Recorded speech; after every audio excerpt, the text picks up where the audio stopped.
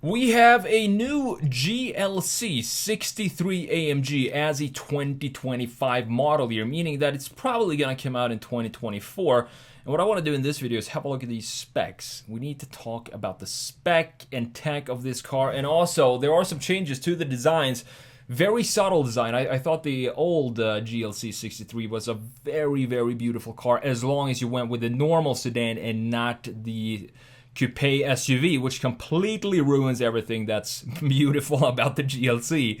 So this is a article from Car and Driver. Let's just have a look at some of the spec and tech and get to know this car a little better first before jump into Photoshop and have a look at the front, side, rear, interior. I'm going to compare it to the 2020 GLC63, I think it's when it came out. So we have a 2025 Mercedes-AMG GLC63 drops the twin-turbo V8 engine in favor of the hybrid setup from the C63 sedan, which means that we do have a turbocharged 2-liter 4-cylinder and an electric motor to join forces to produce a massive, and it is indeed massive, 671 horsepower and 752 pound-feet of torque. Not bad. I mean, it's a powerful machine with this combination of electricity and the internal combustion engine. The GLC is also a plug-in hybrid. It has a small battery pack that sends power to all four wheels. The GLC63 arrives for the 2025 model year, as we talked about, meaning that it's probably going on sale next year. So here is the breakdown of what we have when it comes to the powertrain. You have a 469 horsepower M139 turbocharged 2-liter inline 4. It's made it to a 9-speed wet clutch transmission, as well as a rear-mounted 201 horsepower electric motor that operates through a 2-speed transmission. It's a pretty powerful electric motor, and if you want to get into these numbers, what was it, 671 horsepower with a 4-cylinder, you're definitely gonna need some help with other pieces of the drivetrain. For example, the turbocharger, as well as a 201 horsepower electric motor. Mercedes estimates a 3.4 second sprint to 60 and a top speed of 171 miles per hour. The turbochargers on the M139 engine features an electric motor on the shaft, linking the compressor and turbine wheels that can spool up the turbo before the exhaust gases arrive, virtually eliminating turbo lag. I'm not sure if that's a good or a bad thing, because I kind of like turbo lags. It makes for an exciting drive, and it's all these old Japanese sports cars that I used to own back in the day. They had a massive turbo lag. You just thought nothing was going on up until 3,500 RPM, and then all of a sudden just like rocket boosters on the rear. That's the way I love the turbo lag feeling in most engines, but I guess it's a Mercedes. Want to have it be a little bit more smooth in the drivability. Probably suits the brand better. I'm not sure. The all-wheel drive GLC63 can run exclusively on electric power. You don't have a range figure for how long you can go on electric power, but if you have a GLE63, you don't want to stay in electric mode for too long, maybe just to sneak out of the neighborhood at 5 a.m. in the morning.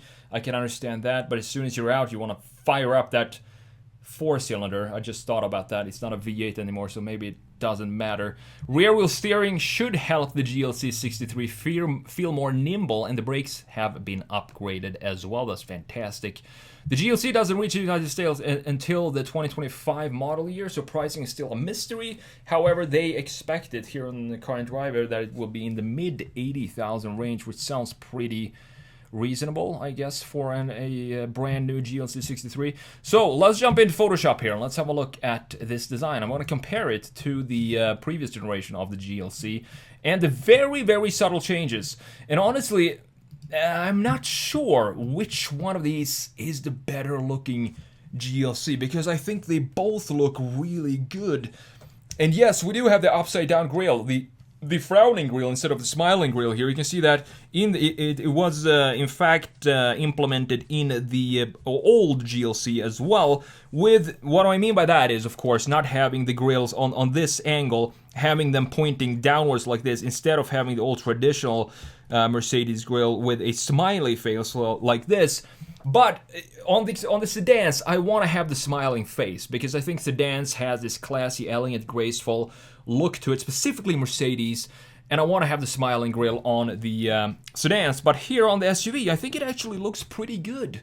it looks nice because we have this line now being connected to the line that we have in the headlights as well. And then we have some clean, pretty simple LEDs inside here, as you can see. Looking nice. This looks very cool, and I think this could still be a modern Mercedes up until 2025. What's changed, though, in the new one is that you can see that we have a brand new, I think we have a brand new grille. It looks like it got even more frowny faced in the front end, with this corner sticking further out than it did on the 2020 model. But the biggest changes happened down here in the lower section of the bumper. I'm not sure if you can call this a bumper, it's just basically intakes. And the other big change, of course, happens, as you can see, in the headlight. So we have a brand new headlight unit, with this piece now being all connected into the grille. And I think this looks really good. I do like this design of the GLC. I think the GLC and the GLE specifically, you know, if you watch my videos, that the GLE is one of the best looking SUVs ever made, in my opinion, because of the plantedness of that car. The proportions are just spot on. But I do think that the proportions of the graphics and the overall volumes of this GLC looks fantastic as well. So you can see that we have brand new LEDs inside here. Instead of having this C shape, we now have one single line and then two small little tiny LEDs, bean LEDs below it. I do like this design. The frowning grille, as I said, kind of suits this overall design. Now, if we go into the side view, you can see that there is really not a lot of changes here. But however, there are some key changes in the line flow of this design. And again, I'm not sure which one I prefer, because I think they both look fantastic in their graphic features. Look at the 2021, and we have one simple clean shoulder line that dips a little bit downwards into the corner of the taillight, and then we have this very German line at the bottom going in the middle and then up into the bumper as well, looking fantastic. And we have some chrome trim going around the windows and the greenhouse. I think that's probably something you can spec to be black if you wanted to, but I think it looks pretty good in chrome when you have a Mercedes-Benz or this brushed aluminum or whatever this is the silver piece. And looking at the new one, we have a completely redesigned shoulder line. So instead of having one line like we have up here stretching from one end to the other, we now have two separated lines. One line here, and then it fades in this area and then comes back very strongly over the rear fender. And I think this looks, as I said, just as beautiful as the old ones. I'm not sure. You gotta let me know which one you think is the better looking design here, because I'm not entirely sure which one I would pick. I think they both look really cool in a side view. We still have this line at the bottom intact, though. You can see that it still stretches up into the rear bumper. We also have new taillights. We're going to talk about that in just a minute here. And we also have the blacked out graphics. Another detail that's different is that this lower section of the greenhouse now goes upwards, just a slightly little upward swing in the end point, while at the previous one it follows the exact line as the shoulder line. And I honestly think that we have these parallel lines in the greenhouse going into the side of the old GLC. I just think maybe that looks a little better than the new one, but I have to see the new one in real life to make sure. However, I have to talk about these wheels. Mercedes wheels. I know I talk about Mercedes wheels all the time, but you just can't go wrong with the design of Mercedes wheels these days. Both of these look absolutely stunning. I think in this case I prefer these wheels. I would just want to have them in a little less shiny silver, maybe some gunmetal feel to them. I do love the spoke design that we have here with this line, and then you have a spoke in between these connected spokes. Very simple and elegant style for the wheels, and same goes for the new 2025 model. They look a little bit more aggressive for sure, specifically since they're black, but the overall design just feels right. It feels suitable for a GLC63 to have these big black aggressive wheels. So before we jump into the interior, which is definitely something that would maybe be, there is something in the new interior that would possibly make me not want to buy this car, just for a simple detail in the interior. We're going to talk about that in just a second. But before we do that, let's have a look at the rear view. So the volumes of these two the proportions look pretty much identical.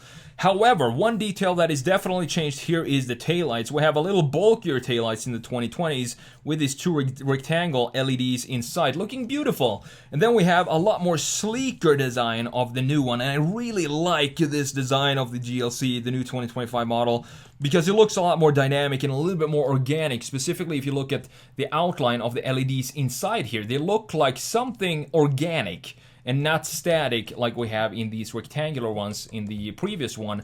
Another change that's very important here is you see this line in the old one, it had zero connections to anything else. This line in the tailgate, it goes into nothing and it doesn't have any connection. However, they fixed that in the new one, so you see the same line right here now connects with something outside of the trunk, and that is this air vent. I hope this is functional. I know Mercedes likes to put this type of vent on every single car, even the base, for example, C-Class, I believe, still have that in the CLA, the E-Class.